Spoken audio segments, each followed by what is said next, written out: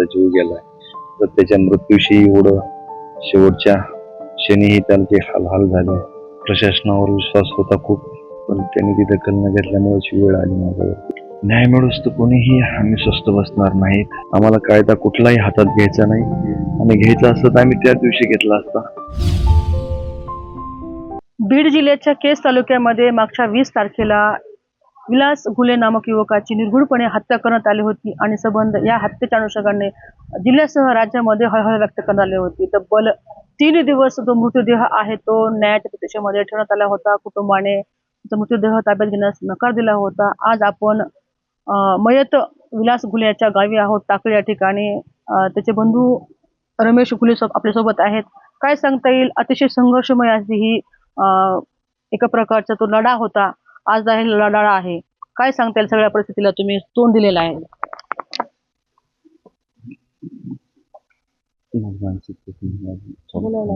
शक्यच नाही. मला वेळ द्या थोडं, ह्यातून दुःखातनं बाहेर येऊ द्या. स्पष्ट सगळं सांगतो तुम्हाला. न्यायाच्या प्रतीक्षेत आम्ही सगळेच आहोत. त्याबद्दल काहीच विचारू नका मला. माझी मानसिकता ठीक झाली की मी सगळे उत्तर देतो. मी आता पोलीस स्टेशनला आताच जाऊन आलो. काही राजकीय लोकांचे कटकारस्थान करून माझ्यावर खोटे गुन्हे दाखल करण्याचे प्लॅनिंग आहे. त्या संदर्भात मी आता माझ्या भावाच्या न्यायासाठी लढतोय. ह्याच्यातून कसं डायव्हर्ट मला करता येईल याचे प्रयत्न, त्यांचे षडयंत्र खात्रीशीर माहिती मिळाली म्हणून मी आता DYSP साहेबांना अर्ज करून आलोय. त्याच्यावर त्यांनी सांगितलंय 100% दखल घेऊन. म्हणजे तुम्हाला दबाव येतोय का ह्या प्रकरणातून बाहेर येण्यासाठी? हो, तसं रात्री एका प्रकरणामध्ये माझे जे साक्षीदार आहेत, जे काही घटनास्थळी होते, त्यांना थोडं प्रेशराईज करण्याचं त्यांचं कारस्थान चालू आहे. त्या संदर्भात DYSP साहेबांना मी चर्चा केली आहे. 100% ते दखल घेतो म्हणून सांगितलं. गुन्हा दाखल करण्यासाठी खूप संघर्ष करावा लागलेला आहे. आता पोलीस प्रशासनावर तुमचा विश्वास राहिलेला आहे का? 100% आता विश्वास न राहण्यासारखंच झालंय ना. 2 दिवस बॉडी त्या फ्रीजमध्ये ठेवली, दिवसभर पोलीस स्टेशनला, तरी त्यांनी दखल घेण्यास नकार दिल्यामुळे एवढी दुर्दशा झाली माझ्या भावाची. एक तर त्याचा जीव गेलाय, तर त्याच्या मृत्यूशी एवढं शेवटच्या क्षणीही त्यांचे हाल झाले. प्रशासनावर विश्वास होता खूप, पण त्यांनी ती दखल न घेतल्यामुळेच वेळ आली माझ्यावरती. मग आता अधिकारी त्याच्यामध्ये SIT स्थापन झाली आहे. त्याच्यामध्ये जे अधिकारी आहेत काही, ते बदलण्याचे आमचे सगळे म्हणणं आहे. त्यांनी SPFला जाणार असं मत. खूप ठिकाणाहून लोकांना आवाज उचलावा लागला ह्या घटनेच्या अनुषंगाने आहे. निषेध व्यक्त करण्यात आला. प्रशासनाचा देखील निषेध करण्यात आला होता या ठिकाणी. मुख्यमंत्र्याचा कॉल आला आणि नंतर हे गुन्हे दाखल झाले असं देखील बोललं जातं. त्यांनी आश्वासन दिलंय साहेबांनी किंवा गुन्हा दाखल करून कारवाई करा म्हणून. याच्यामध्ये खळबळजनक असं एक आहे की जिल्ह्याचे खासदार बजरंग सोनवणे यांचा मुलगा सौरभ सोनवणे याचा देखील हात असल्याचा या ठिकाणी आपला आरोप आहे. आणि त्याच्यावरती गुन्हा दाखल करण्यासाठी जो आहे तो तब्बल 4 दिवस लढा दिलावा लागलेला आहे. आणि आता शेवटी पूर्वणी जबाबमध्ये त्याचं नाव घेतलेलं आहे.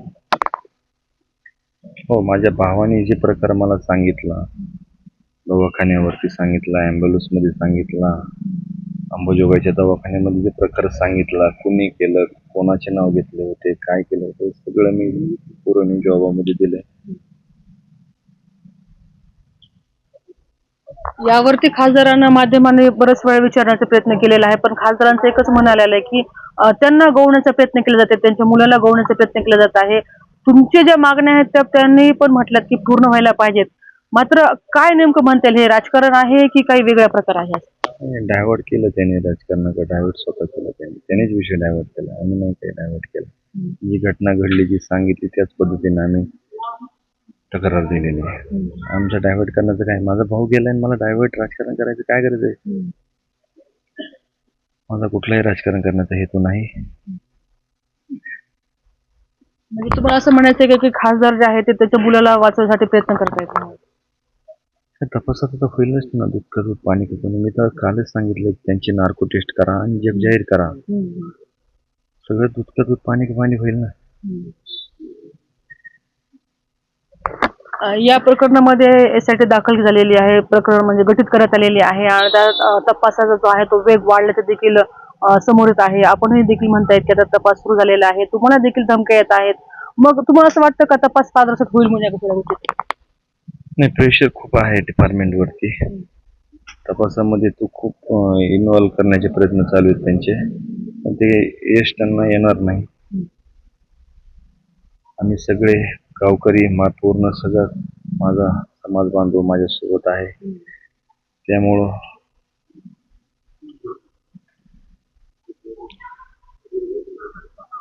या तपासामध्ये तुमच्या माध्यमातून कोणत्या अधिकारी नेमावं असं तुमचं काही आहे का त्याच्यामध्ये अट्टहास?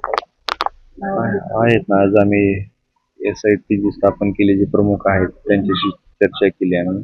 त्यांनी सांगितलं की तुम्ही SP साहेबांना ते नाव अर्जामध्ये करून द्या, त्याची दखल घेतली जाईल. आज आम्ही संध्याकाळी SP ऑफिसला जाणार आहोत.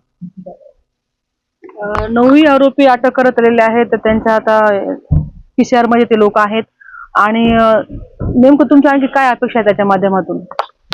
नाही, त्यांना मोकोका अंतर्गत कारवाई करा म्हणून परवा बी सांगितलंय मी. सगळ्यावरती मोकोका अंतर्गत कारवाई करा.